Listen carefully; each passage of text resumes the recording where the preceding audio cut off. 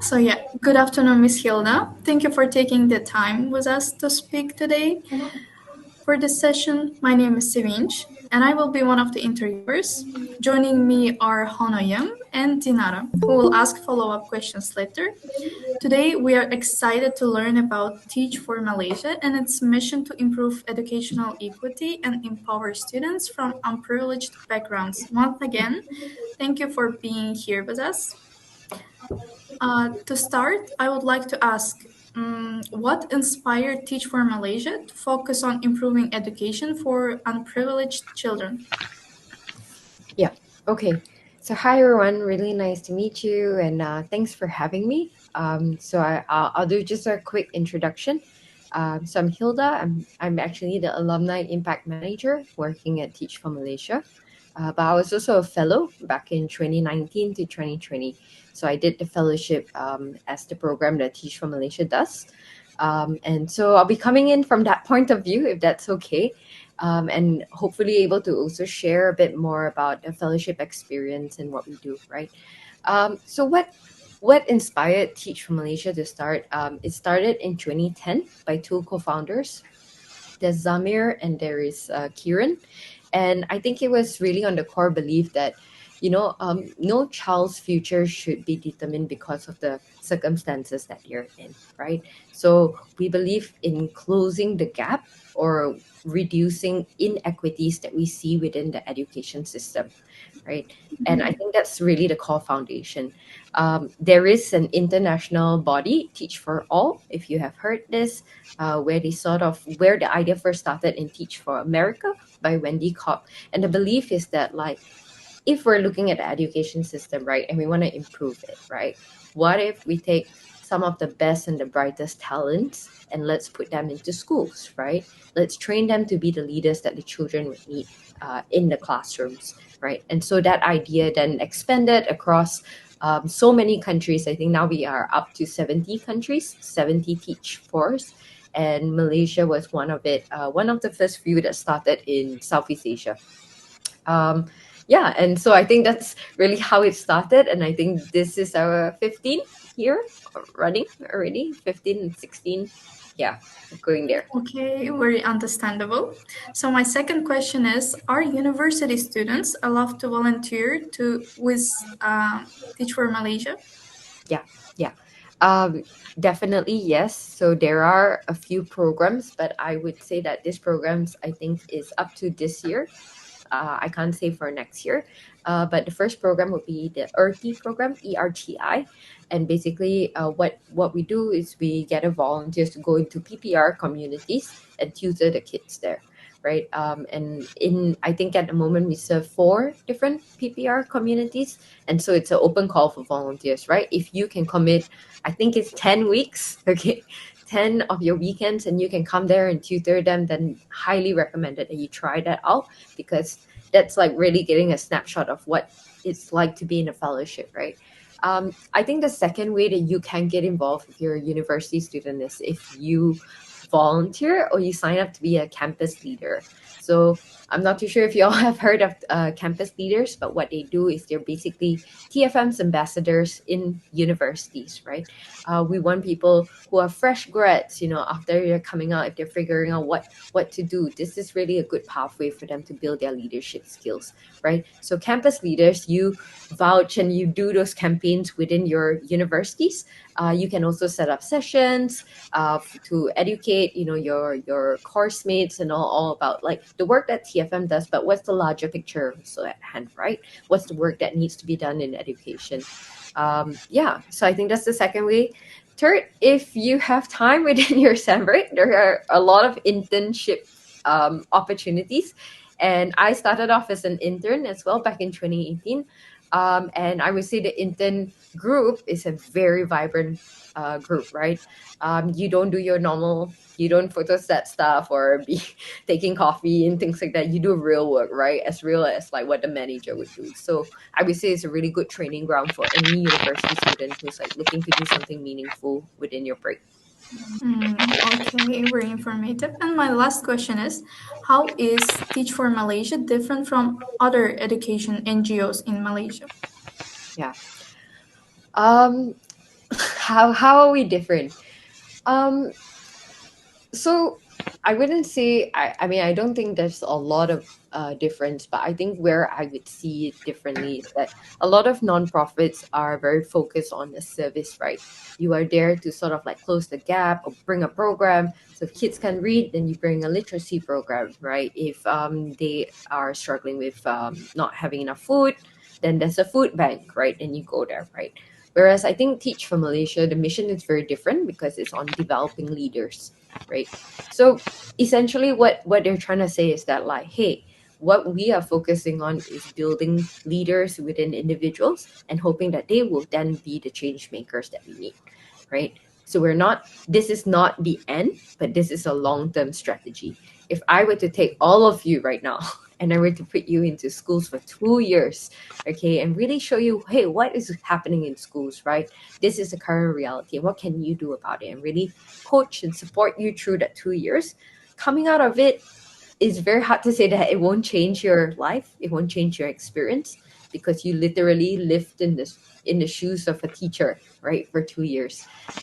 So basically, that's what the fellowship program is, and I think in that sense, right, the long term goal of Teach for Malaysia is building that movement of leaders, right? You need very different solutions. I don't need everybody to be a teacher, but I need a teacher who understands to one day become the Minister of Education to make better policies for the country, right? I need somebody who has had that experience, who sees the trouble, sees the challenges within the ground, to then be a nonprofit that supports the schools, right, in extra resources. And you need other people to go into private, because where is the money going to come from, right? You need people to be donors. So essentially, you need part of the mission and to give back. So yeah, I think that's probably what sets TFM apart. Yeah, thank you very much for sharing its mission to empower students from unprivileged backgrounds. So now I will pass the session to my colleague, Honoyim, who will ask some follow-up questions. Thank you. I'd like to continue by asking a few questions that focus more on your experiences and the impact of Teach for Malaysia's approach. So my first question is going to be, TFM emphasizes leadership development for all students. Can you explain the strategy behind teaching leadership to a primary school student? Yeah, wait, just I think just move to.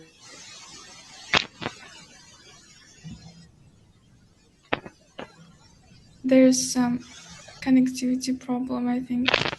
Internet problems? Oh my god.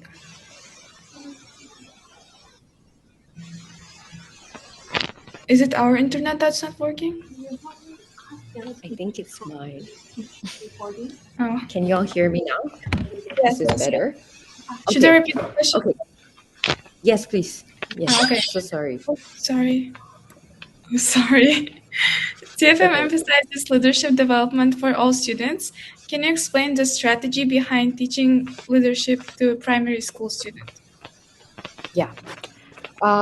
Okay. So I think we often relate. We say like, oh, leadership and someone like really big, someone on the top, right? You know, we think of like CEO, president, class monitor, right? There's always somebody with extra power, right?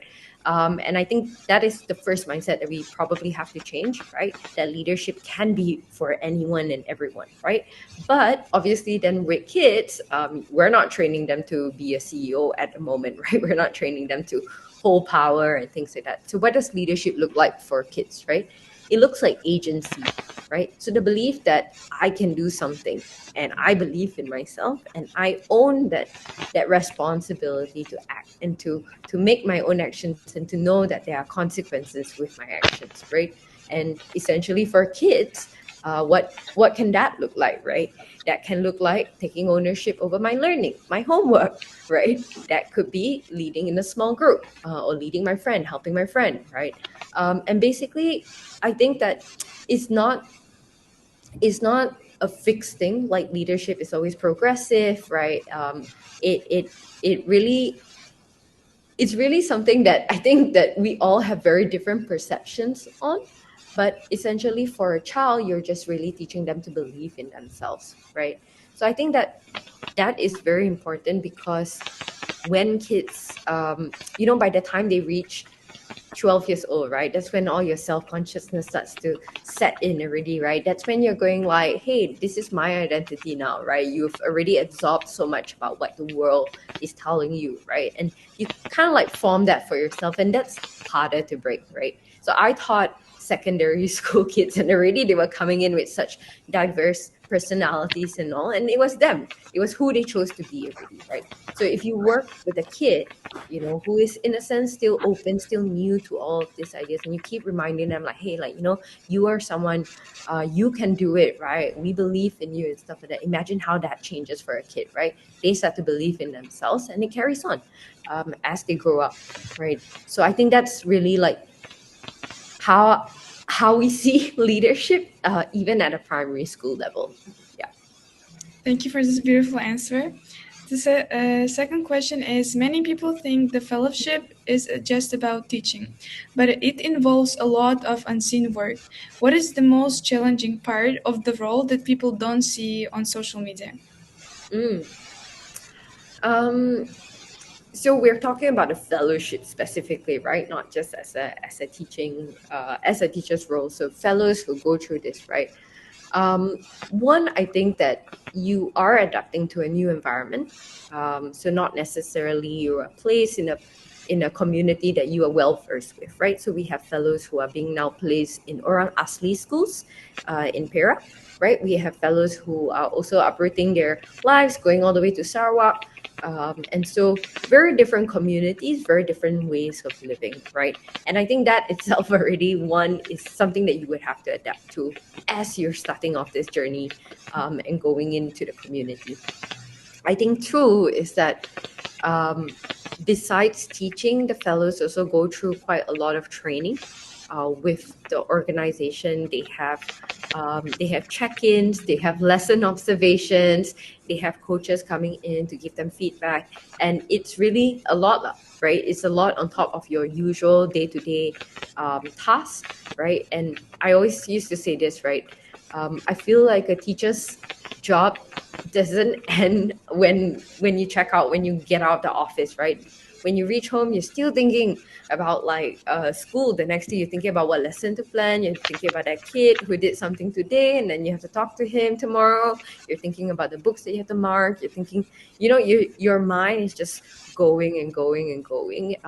If you're not thinking about all of that, you're worrying about your kids, right? So there's just so much that I feel that like people see only the teaching. They see you in the classroom, they see you with the kids and all, but they don't realize that it's such a human relational kind of job that takes so much from you, right? It takes a lot of energy for you to be able to keep up with all the diverse personalities that you face. So I feel like that's one of the most challenging part that not a lot of people see, and it's very hard to understand until you've been in that situation, right? Until you're there, and then you're like, oof, okay. And no matter how much people tell you it's challenging, you'll never really feel it until it's your everyday job. So yeah, I think that's one of it. So the last question is going to be, how do the challenges in high-need schools in rural areas different from those in urban low-income communities? And how does TFM adapt to both of them? Yeah.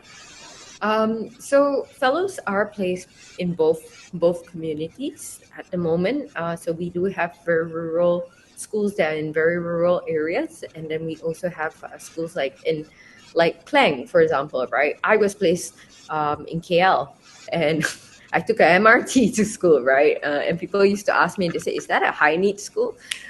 So I'm like, I don't know. You come here and you tell me, right?